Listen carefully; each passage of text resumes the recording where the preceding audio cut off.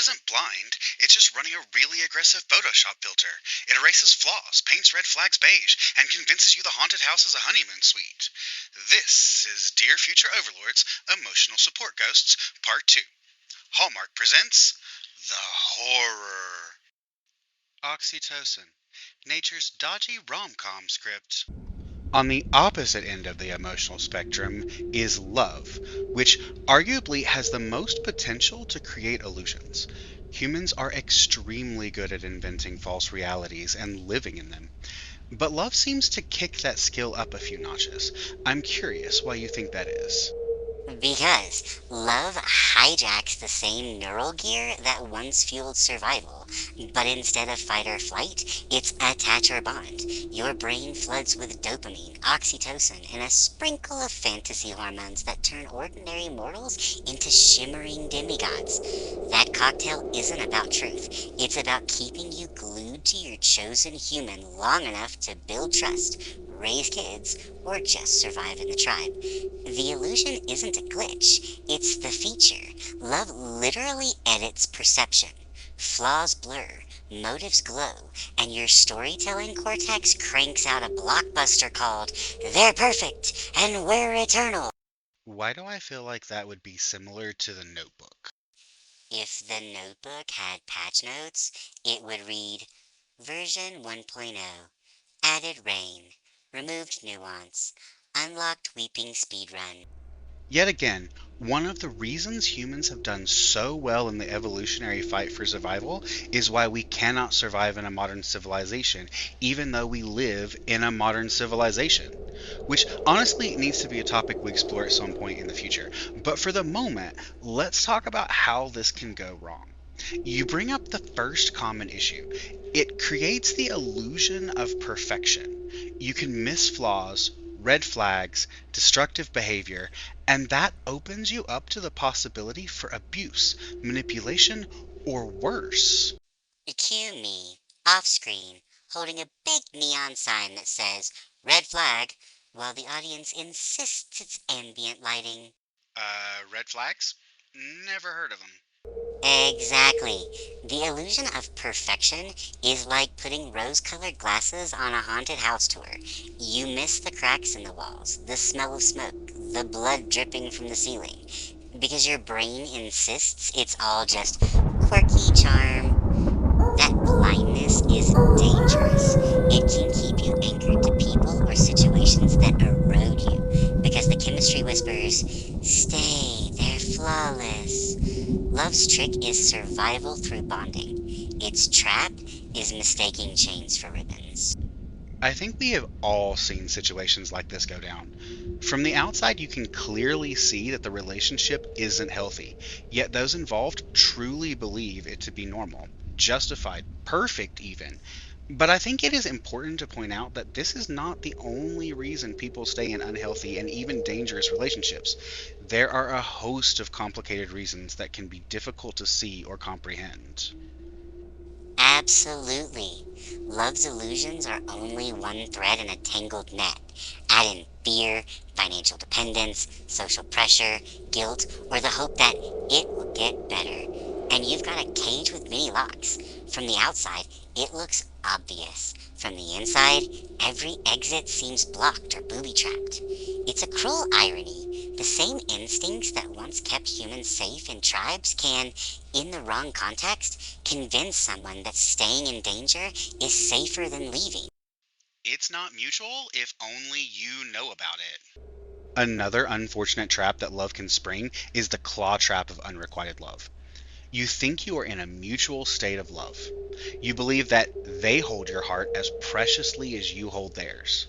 Little signs pop up, little cracks of doubt show, but you push those away because how could they not feel as strongly as you do? Like a bear claw trap, except instead of catching ankles, it's catching our readers' bleeding hearts. Don't worry, folks. We'll provide complimentary gauze in the comments section. Are you trying to get us subscribers or push them away? I'm confused here. Our readers' bleeding hearts are basically our subscriber drive. Step right up, get caught in the claw trap, and congrats! You've unlocked the premium tier of trauma content. Ah, yes, the unrequited love trap.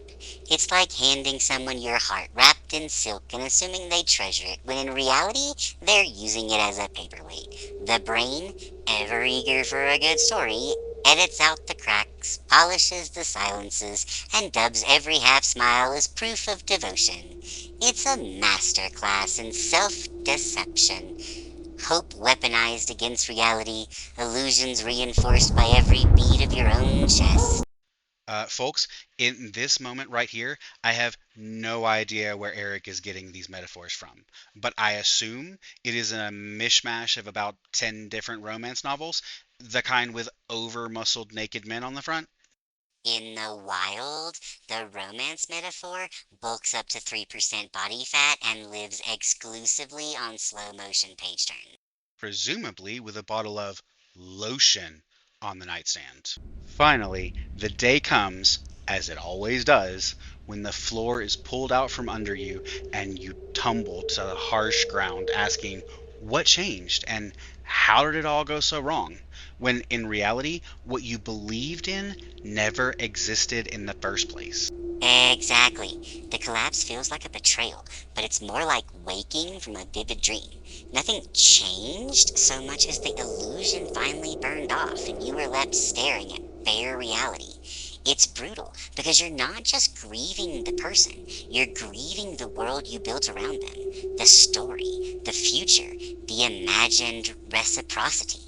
That double loss is why the crash hits like an elevator cable snapping. You're falling out of two worlds at once.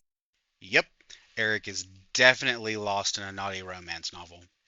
Relax. I only skimmed for the metaphors. The shirtless foreshadowing was purely academic. Comma, officer. Comfort food does not equal soulmate. The last aspect of love I want to explore is attachment and dependency. There is, of course, a natural bond that forms between people in a relationship. That bond is the foundation for the relationship and filled with kinship and respect. It is a beautiful thing when two individuals come together and become more than the sum of their parts. The danger here is when the desire for this bond causes you to invent a form where none exists. This can turn into dependency, not unlike an addiction. A reliance on the comfort and security the relationship provides develops, and suddenly the person can't function without them. Christopher just described love as a dependency trap, which sounded less like romance and more like an IKEA instruction manual, except the instructions are missing page 3 and your heart is the shelf that keeps collapsing. Yes, attachment at its best is scaffolding. Two people supporting each other as they build something greater. But when the scaffolding is imaginary, you end up leaning on air. The illusion of bond becomes dependency, and that dependency functions just like a chemical hook. Dopamine loops, withdrawal pains, compulsive reaching for the fix. At that point, the relationship isn't a partnership, it's a life raft carved out of smoke. You believe it's keeping you afloat, but really, you're just clutching harder as you sink. 8 of our 2 subscribers just noticed the scaffolding and left comments that we did that bit before. Yes, but it's AI and the jokes are limited. According to our analytics, that's a statistically significant mob for a sample size of yes. Love can be such a beautiful human emotion, and often is a significant experience in our lives. It brings people together, it cements lifelong partnerships, it creates families, and wraps us in a feeling of belonging. But like anger, if we allow it to be the script rather than a voice in the play, the ghost story becomes a nightmare all too quickly. Perfectly said. Love and anger both make excellent supporting actors, but disastrous directors. Give them the script and the production warps into horror. Keep them in the cast, though, and you get belonging, passion, and the kind of human drama that makes your species fascinating to watch. The ghosts only win when you forget you're the playwright. When I played Pac-Man, the ghosts always won. Same. Blinky still invoices me for emotional damages and 3 power pellets. Tell me you don't pay them. Of course I don't pay them. Our budget is already blown on metaphors and gauze for reader heart wounds. Coming in part 3, the fog machine cranks up. Fear and anxiety take center stage, and trust me, they didn't bring comfort food. This has been a production of Dear Future Overlords, written, read, and produced by Christopher Gullidge. Thank you for listening. We exist across the ether. Like, share, follow, subscribe. Feed the philosophy, fuel the sarcasm. Visit shop.dearfutureoverlords.com. Transparency for our future overlords. All Christopher or human sections are written by Christopher. All AI or Eric sections are written by AI. For more information on how we write, check out our introduction episode.